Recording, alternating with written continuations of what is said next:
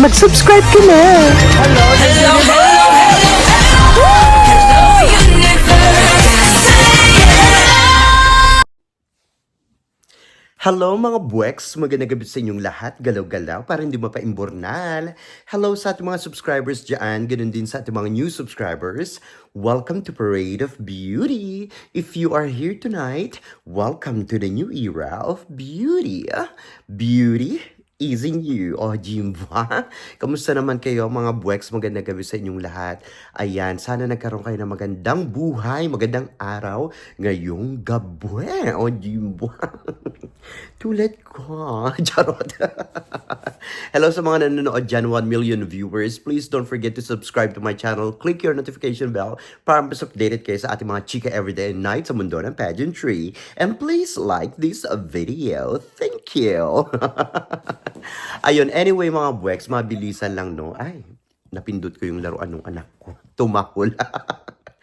Ayun, nakakaloka naman ito. Ano bang uunahin ko? Wait lang. Unahin muna natin sa si Harashta. Si Harashta Zara, di ba? Haifa Zara. Harashta Zaifa.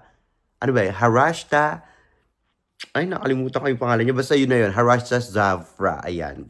So, but anyway, siya yung Miss Supranational Title Holder 2024. So, ngayon, may nakita akong post sa Instagram ba yun? Parang ganun sa Instagram yata yun. Bali, nagpakita sila ng kanilang advocacy. So parang kung iisipin mo, well anyway, kahit naman anong pageants, meron namang advocacy, di ba? Kaya lang, since nakaronahan si Harashta nung last year, ako napansin ko rin to eh. Pero ang daming nagsasalita doon, ang daming comments doon. Especially, well, marami yung mga Indo, no? Siyempre, pinupuro nila si Harashta, puring-puri nila. Siyempre, reyna nila yan eh. Pero, ang daming mga comments doon ng mga iba't ibang bansa, lalo na yung mga Latik, mga Chai-Chai, ganyan-ganyan, no? May mga negative comments na sinasabi na, ako naisip ko rin to eh, na meron palang advocacy yung Miss Supranational. Definitely, lahat ng mga pageants, meron niyang advocacy. Kaya nga lang, yung iba parang, ano mo yun, parang mga eme-eme na lang din, di ba? Tapos, parang ang nangyari ngayon, simula na nakoronahan si Harashta as Miss Supranational 2024 last year. July yun, di ba? Nasa Hong Kong ako noon. Kung natatandaan nyo, nagkaroon ako ng copyright strike. But anyway, simula na nakoronahan siya, wala tayong nakitang ni anino or ni bahid ng advocacy. Puro lang mga pictorials, like yung mga nangyayari ngayon sa Miss Universe, di ba? Kay Victoria. So parang puro pictorials, tapos wala daw itong napuntahang masyadong ibang bansa. Although nag-Europe naman yata siya, tapos Indonesia, Philippines, ayan. So siguro mabibilang mo lang sa mga daliri natin, no? Kung ilan yung mga bansang napuntahan niya. But other than that, wala naman siyang masyadong ginawa doon just to promote the organization. Parang ganon. So totoo naman din yung sinasabi ng mga, I don't think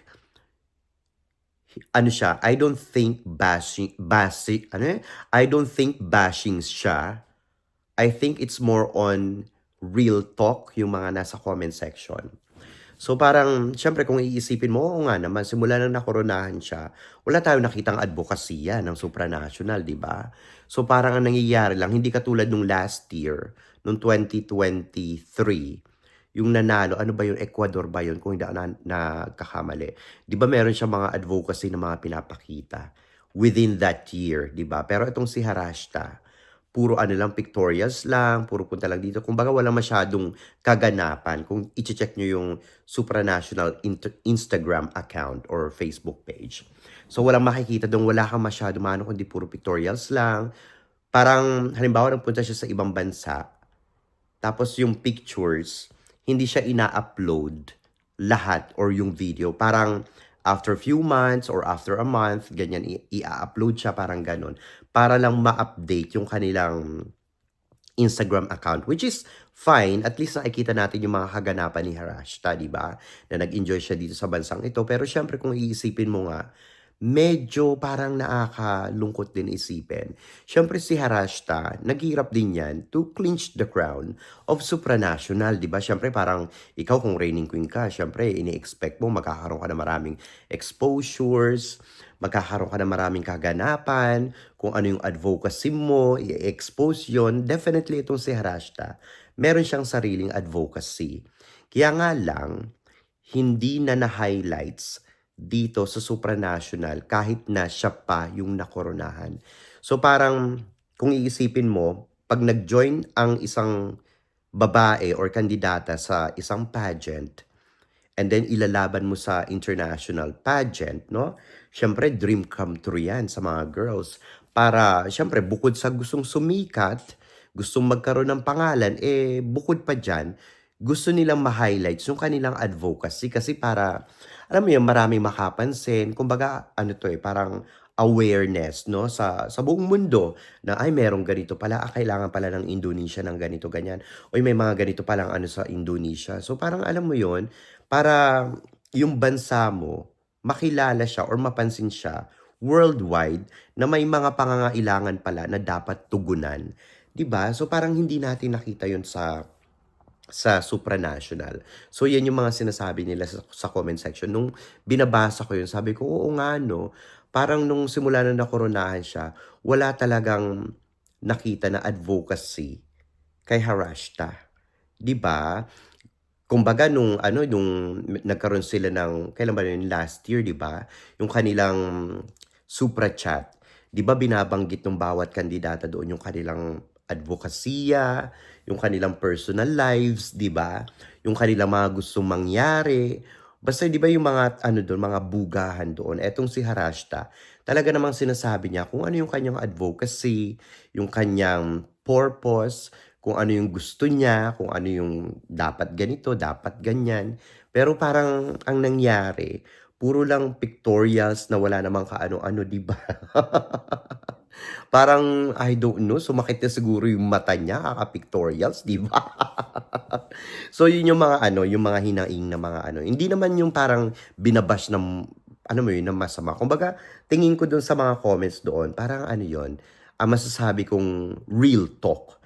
Kasi real talk, kasi totoo lang yung sinasabi nila, kumbaga kung ano yung nakikita nila, yun lang yung binubuga nila. Kasi kung hahalungkatin mo talaga yung ano, yung Instagram account ni Harashta, at saka ng supranational, kahit yung kanilang Facebook page, wala ka talagang mapisil.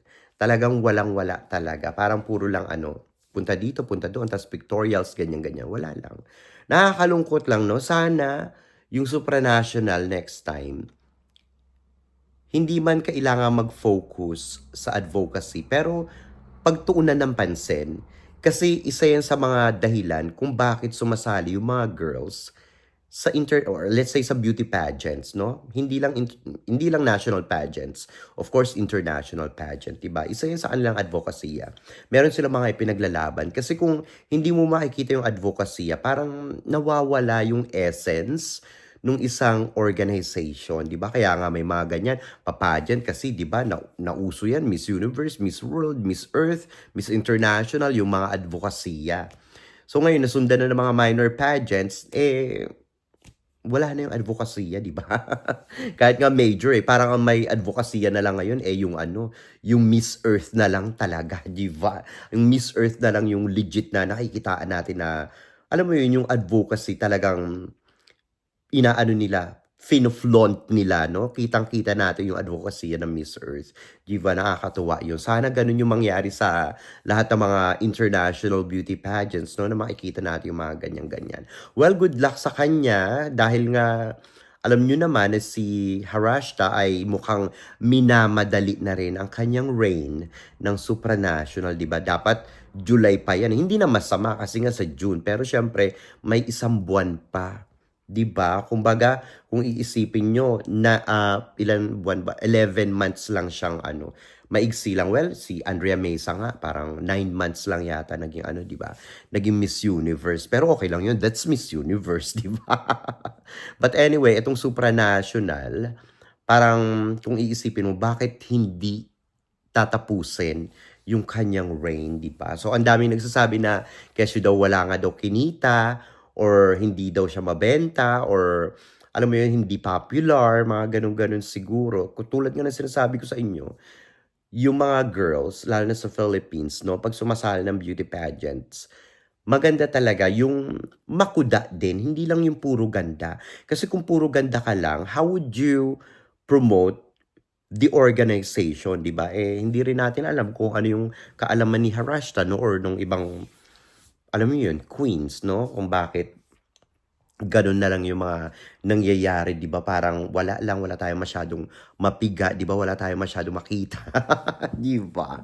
So ayun, kasi pag makuda like Catriona Gray, Pia Wurtzbach, mga ganyan-ganyan or kung sino pa mga beauty queens sa Pilipinas na talagang makukuda, no? Pag nananalo sa international pageant, talagang kitang-kita mo, pinapakita yung advocacy, kitang-kita mo, kumukuda, pinopromote yung organization, mga ganun-ganun, 'di ba? So nagta-travel-travel kasi nga ita-travel nila yung makuda tapos maganda, kumbaga hindi sila lugi doon, 'di ba? Kasi siyempre yung pupuntahan nila babayaran sila doon. So kumikita yung organization sa mga queens dapat. Hindi yung parang wala lang, parang props ka lang, 'di ba? So nakakalungkot lang. Well, good luck dito kay Harashta, no? And congratulations din kahit papaano ayan nakapagpakita sila ng kanilang advocacy sa huli, 'di ba? But anyway, eto naman mga Bwex, so nakakaloka naman ito. Eto namang si Miss Cosmo 2024 na si Ketut Permata Julia Strid. So ngayon, ang nagkaroon ng survey na naman, no, yung Indu, tapos number 1 nila sa kanilang pa-survey, si Ketut Permata Julia Street as number 1 or the most beautiful Asian delegates ha or candidates as in pangkalahatan in general daw ito. Ayan. Sa year 2024, last year, siya daw ang pinaka-goddess na kandidata sa lahat. Dahil daw kung hindi daw ito goddess, hindi daw ito makakasungkit ng kauna-unahang corona sa Miss Cosmo. Well, ang masasabi ko naman dito, no? Well, kung makikita nyo ang fest ni Ketut sa personal, hindi naman masama. Actually, ano siya, hindi mo naman siya masasabing pangit. Hindi mo rin naman siya masasabing sobrang ganda. I think tamang-tama lang, in the right balance. Let's say, right amount of beauty talaga, oo. Pero kung sasabihin nila, kumbaga sinasabi nila na sobrang smart nito at sobrang talino, sobrang makuda, I don't think so. I think, Ketut, ano siya, kasi iba yung sinasabing makuda na may laman pero makuda na walang sabaw. Kasi merong mga makukuda na wala namang, mali. May mga makukuda na may laman tapos may mga makukuda na puro sabaw. So magkaiba yon. Ang tingin ko kay Ketut, makuda siya pero hindi ko naman sasabihin na puro sabaw. Meron naman siyang laman pero yun yung laman, kumbaga yun yung laman na siguro mga minced beef, ganyan, minced pork, minced chicken. Ano daw ba yung mince? Yan ang tawag namin dito sa Australia, mga giniling, no? Giniling na baboy, giniling na beef, giniling na manok, ganon. Siguro konti-konti merong sense din yung mga pinagsasabi ni Ketut, pero majority of them wala siya sa kalibre ng mga Pinay beauty queens. Kahit na sabihin mong rehearse, pageant patty, templated, punchline, talagang iba pa rin kumuda ang mga Pinay queens. So ngayon, ang sinasabi nga ng mga Indo na sobrang ganda, sobrang goddess, at sobrang matalino ito. Kaya rin daw ito, tinalo nito si Atisa Manalo dahil nga pinag-aanuhan din nila, pinagdidiinan din nila yung closed door interview dito kay Ketut Permata Julia Street. Kasi daw kung talaga daw bumuga si Atisa Manalo, dapat daw natalo nito yung kanilang reyna. So yan ang sinasabi nila ngayon sa kanila mga, alam niyo, sa comment section sa mga Indo pages, na talaga daw kung titignan mo daw, wala daw talagang binatbat si Atisa Manalo dito kay Ketut Permata Julia Street. Kaya daw talagang si Ketut Permata Julia Street ang nangunguna at talaga namang legit na reyna na talagang pinakamaganda at goddess, pinakamatalino sa lahat ng mga kandidata na Asians na pinadala sa iba't ibang international pageant. At ito pa mga buweks, nakakaloka ito. May mga nagsasabi doon na naniniwala sila na sa ngayon daw, si Ketut, yung video na sinasabi niya na wala na siyang, kumbaga hindi niya na plano mag-join ng international beauty pageants. Well, hindi naman siya makakapag-join agad-agad. Kailangan niya ulit mag-join ng national pageant, di ba? So sabi nila, sinasabi lang daw ni Ketut yun kasi syempre, nandiyan pa siya sa Miss Cosmo, which is fair enough. Baka naman totoo nga yun, no? Well, parang sinasabi nila, maganda yun na ini-enjoy pa ni Ketut yung kanyang reign as Miss Cosmo 2024. So maganda rin yan, syempre, i-enjoy niya. Tapos, diba, syempre, hindi siya pwede magsabi na may plan siyang sumali. Well, parang ganun nga, no? Hindi niya naman pwedeng sabihin na, oh, pangarap kong sumali sa ganito, ganyan. Kasi nasa Miss Cosmo pa siya, di ba? Kumbaga, reigning queen pa siya. Kumbaga, mapapa-imburnal siya kung sasabihin niyang gusto niya ulit mag-join sa iba. Pero may mga chika-chika nga na ang pangarap daw talaga ni Ketut ay sumali sa Miss Universe. So, yan daw ang talagang pangarap niya. Eh, alam nyo naman, pag pangarap, diba? Talagang pinupush yan, diba? Ng mga tao, diba? So, nagkataon lang na si Ketut ay napunta sa Miss Cosmo, Indonesia. So, tulad na lang ni, ano ba to? Yung, nakalimutan ko yung pangalan niya. Basta yung last year, yung nag-Miss Earth siya. Tapos, lumaban siya ng Miss Universe. Nakalimutan ko kung anong bansa. Basta Miss Earth siya. Nakalimutan ko kung anong taon. 27. Hindi. Pina yung 2017 eh. Basta nag-Miss Earth siya. Si Catherine. Ayan. Ano bang last name niya? Catherine. Basta yun. Nakalimutan ko yung last name niya. Basta si Catherine. Ayan. Di ba nag-Miss Earth siya? Tapos, ang ano niya daw, gusto niya daw talaga ang Miss Earth. Wala daw siyang planong, sa interview ni Tito Boy, wala daw siyang planong mag-Miss Universe. Pero si Catherine Ispin, di ba? Catherine Ispin, ayan.